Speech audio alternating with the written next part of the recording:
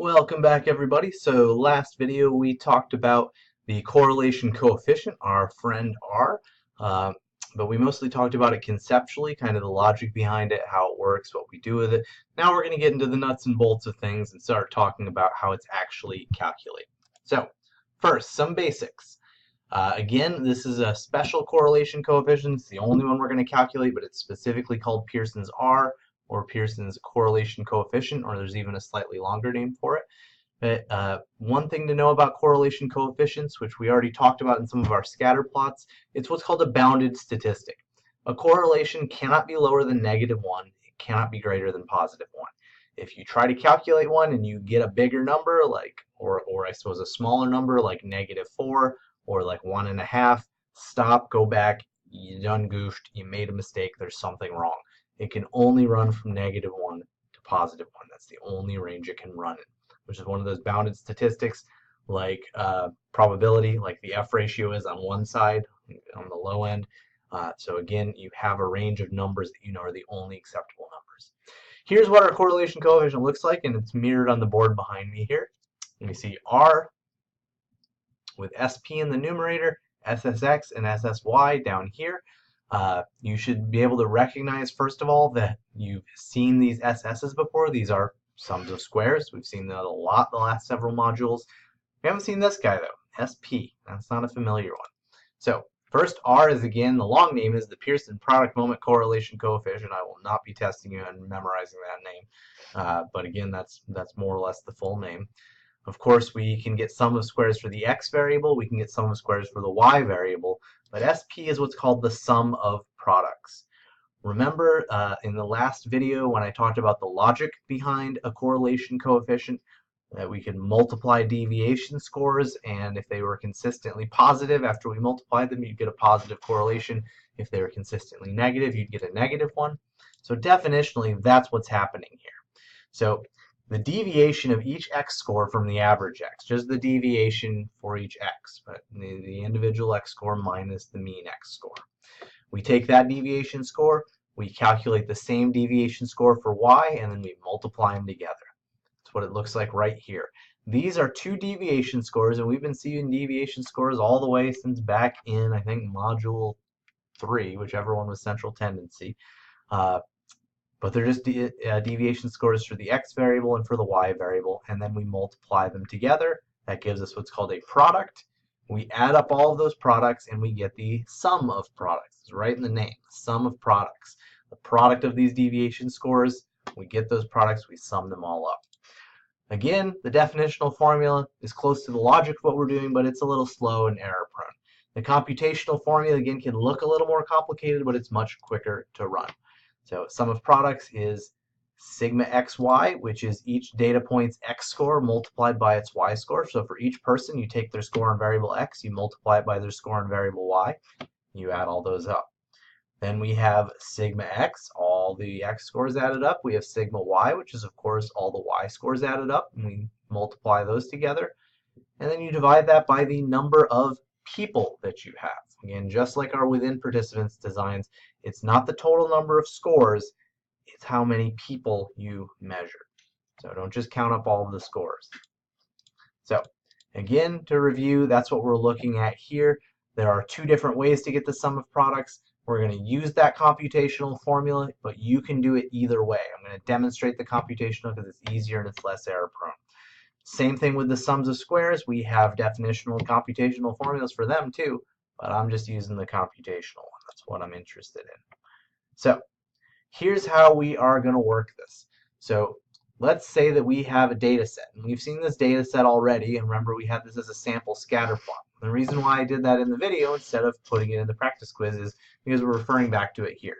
So we see this same data set. We asked 10 people to rate their marital satisfaction and to count up the number of overtime hours they worked in a typical week. And we looked at the correlation via scatter plot, but now we're going to actually calculate that correlation. If you remember the direction, by the way, it was pretty much a negative correlation. Looks like a pretty strong negative correlation. So we're going to see if we can attach a number to that. So, as always with these complicated processes, how you organize information is up to you. I'm not even really going to be able to see it the way that the exams go, but have a plan to organize calculations. You do not want to make silly mistakes and drop points that way. So again, have a plan for how you're going to organize these calculations, stick to it, minimize those silly mistakes that are going to kill you. So here we have all of our marital satisfaction scores, which we've decided is going to be our X, all of our overtime scores, which is our Y. By the way, it wouldn't matter if you reversed those, you'd wind up with the same thing. Down here, I've added them up because I'm going to need to actually do that for my sum of products formula. That's also part of my sum of squares formula. So here's my sum of squares formula for X, and the way that I'm going to calculate that, I already have part of it. I have sigma X, they add up to 60. I need to square each X score individually, and I've done this for one score, 8 squared, 64. I'm going to do that for every individual X score. I'm going to add that up. That's my sigma X squared. So again, the lack of parentheses means we're squaring them, then summing them. Where's the sum of squares Y formula? It's the exact same formula as this, but we replace our X's with Y's. You will have it on the formula sheet, but I've left it out just to avoid the clutter. But it's exactly the same formula, but we've got sigma Y squared over here. We have sigma Y in parentheses that we're then going to square. So we have sigma Y, it's 90. We need sigma Y squared. We need to square each Y score and add all those up. Finally, for sum of products, I'm going to need that sigma xy. Again, the way that we do that for each participant, we multiply their x and their y. 8 times 4 is 32. And we're going to do that for each participant, and then we're going to add all of those up. We're going to sum them up. That's our sigma xy. So let's fill in the blanks here. And again, I encourage you to replicate this. If you're fuzzy on how the process works or you just want practice, try to replicate these calculations. But here I've gone ahead and skipped ahead and done all these basic calculations. I've squared every individual X score. I've added those up. I've squared every individual Y score. I've added those up. And I've multiplied for each participant their score on X by their score on Y. And I've added all those up. I now have all the information I need to find R. First, I got to get my sums of squares. So my sums of squares for X, I'm using again sigma X. Then I'm using sigma X squared, all the squares squared, and then summed over here. Again, after squaring sigma X, dividing it by n, which again is the number of people, just 10 people, not the total number of scores, I wind up with the sum of squares X of 80. I do the same thing for Y, and again, now I'm taking sigma Y squared and sigma Y, which I'm then squaring. After I subtract, I get a sum of squares Y of 456. We now have the two things we're going to need in the denominator of our correlation coefficient. We're going to need one more, that sum of products. I moved the sum of squares over here. Here's our sum of products down here. Again, that involves our sigma xy column, our fifth one over here. That involves sigma x and sigma y separately. Again, they go on the numerator of the right portion of the formula. And then again, we divide by the number of people that we measured. We get, in this case, a negative 164.